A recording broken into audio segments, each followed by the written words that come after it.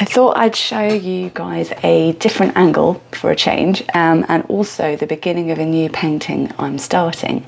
I'm using Rebel 5, which is this awesome new software from Escape Motions. I've been using the previous version, Rebel 4, for a while, so I've just upgraded and I'm playing around with some of the new aspects of it.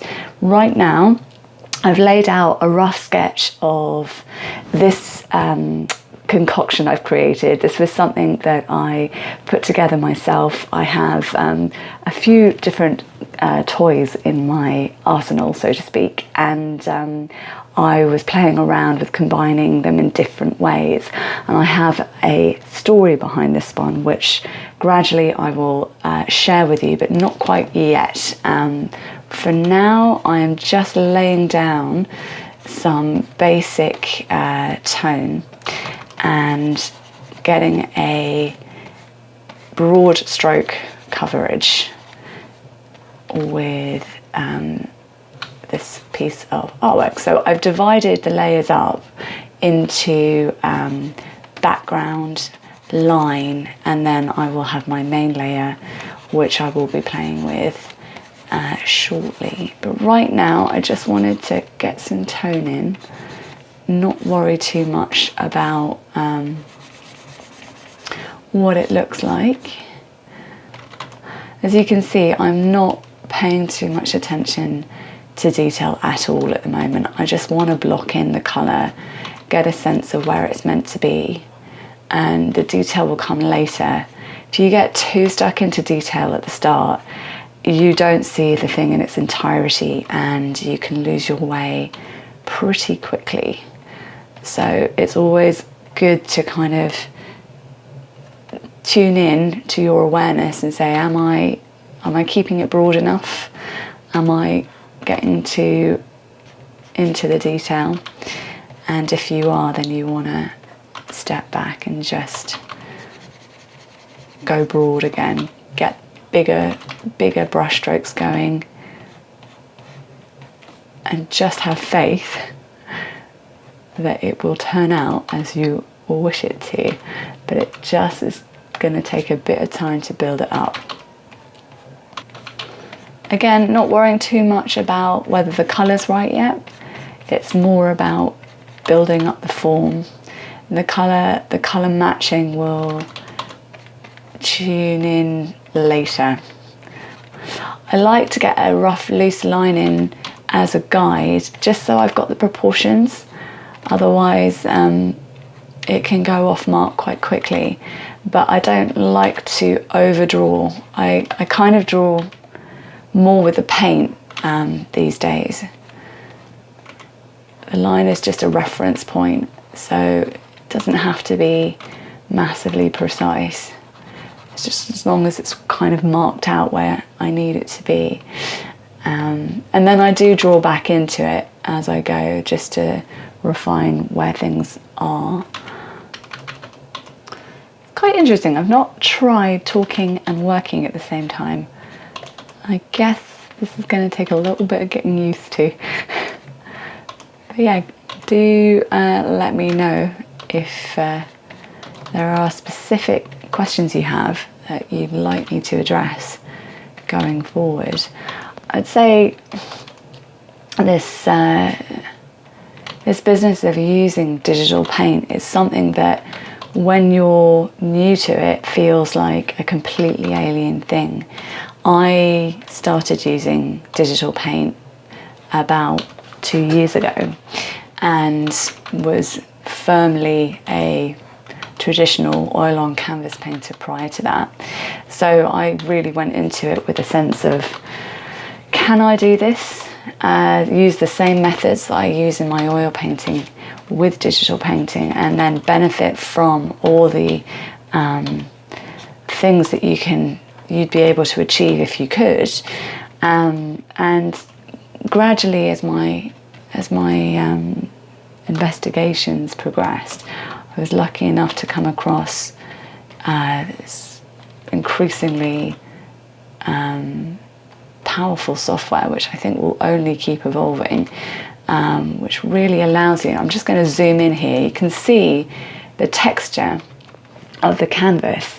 And at the moment I've got quite a light load on my brush, but if I whack that up, you can start to see just how the texture starts to form. You've also got a really nice feature of this new version of this software, which allows you to turn on this thing called nanopixels, which sharpens up those textures even more, as you can see. So let's switch it off, switch it on, and you can vary also other elements of the impasto as well. Like this element here, you can increase the impasto. So if I was to do that, for instance, you've got, let me turn on the nanopixels again. You've got even more of a sense of texture going on. This is just with one brush, so you can imagine with more brushes, the variations that you can play with. Let's just get rid of that for now. Yeah, over time you can build and splash around with things in a way that is beautifully painterly. One could do this all very carefully in line, but I quite like doing it more in tone. It feels more organic somehow. Oh, and another nice feature is the way the brush strokes you can get large and small just with using a couple of shortcut keys on the keyboard. So you don't have to juggle holding massive amounts of brushes in your hands. My hands are quite small, so I did get like quite a lot of hand strain when I was painting, when I paint in the studio, because I tend to, again, quite subconsciously, because these things, you're just so tuned into trying to get a certain mark or whatever, so you're just picking up brushes as you go and holding them as you go, and suddenly you look down at your hand and you find you've got about 6 brushes lodged in there. You're thinking, how did I when did I pick that one up? Anyhow, yeah, it's quite nice. You've got a huge variety not only of brushes, and then you can play with the loading of each of those brushes and the oiliness, how much medium, if you like, that you are adding into those brushes. But you also, you can effectively tap into all these things size-wise at the click of a button. So no more hand strain. But I would say the setup of your digital paint canvas or digital canvas is pretty significant, because like how I'm working with a Wacom tablet and then the screen directly in front of me, I'm not looking over, bending over a screen, and the screen is, as you can see, it's of a size, so it feels like I am, if you like, with a real canvas in front of you. You'd have your easel, you'd have the canvas, and you can step in and out from it, but it is directly in front of you. You're working like this, albeit with this you've got the disconnection with the tablet being lower down, and you're having to coordinate that, which you do naturally get used to over time. But yeah, if you're bending down over something, the neck strain of that, I mean, I do, as you know, I'm very into my dancing, and I do yoga, and I do Pilates, and I have some fantastic friends who teach these things, and we talk a lot about posture and how these aches and pains form in our working lives, the way we sit, the way we stand, the way we walk, and maybe it's an aspect, I don't know how many people talk about that side of things with digital painting, or with painting in general, with any kind of craft where you're moving or sitting in a certain way, holding yourself in a certain way for long periods of time. I suppose with any job, it can take its toll.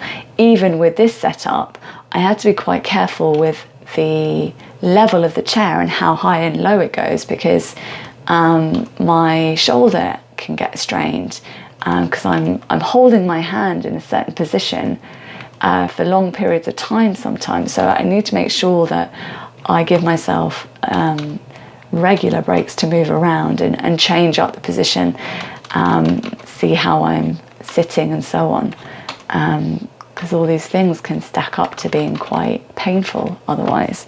I'm feeling now a bit more aware of it than I used to, but I definitely had a moment when I first started doing digital painting where I had this horrible build-up of tension on one side of my neck and shoulders, to the point where it got I had my first sports massage, which was an experience in itself, and a lovely one at that, but not obviously something one wants to have to do on a regular basis because it costs a lot. So yeah, one has to be mindful of maintaining a happy balance where one can. I should say that these toys are originally from my father's toy collection. I've certainly adopted quite a few over the years and have bought my own as I've gone, and I will be exhibiting in the Sandown Toy Fair, which is happening next week, next Saturday on the 21st. So I will be in amongst all these wonderful things with some of my artwork, and very happy to chat to whoever wants to come along to ask me more about it. But yeah, these toys, they are characters for me that I can weave into my own stories. They have such personalities. They just lend themselves so well to storytelling. So you can see I'm starting to try and get that shape of the belly and this fantastic patina that we can see here. I mean, I'm sure that will, when I go into the real detail of that, I will be refining it a lot more, but I'm just going to keep it loose for now. It's actually been a little while since I have painted a narrative toy still life, and I want to start doing more. I've been doing a lot of toy still lives, just sort of singular pieces, which have been great fun and actually lovely because they've been collaborative in that the images have come from different toy collectors I've been having really nice conversations with. And this is the other thing, it's such a nice community of people, the vintage toy collecting community. There's such knowledge and passion that goes into collecting these toys, and invariably these toys they're little snippets of history as well, and some of the historical context of them being manufactured and produced are fascinating, and I will definitely share some of those going forward. But as I say, this is purely my little collection that I have sourced and tapped into and obviously created my own still life from, and we shall see how it evolves. And I think for now, as you see, there we go, we've got a little bit more of a form going on there, but I would be sort of keeping things very loose for the time being, and yeah, the story of this will be revealed gradually, so stay tuned, and thanks for following along a little bit of this journey with me, and yeah, let me know other things that you'd like me to show you as we go. But yeah, have a great day and speak soon. Bye for now.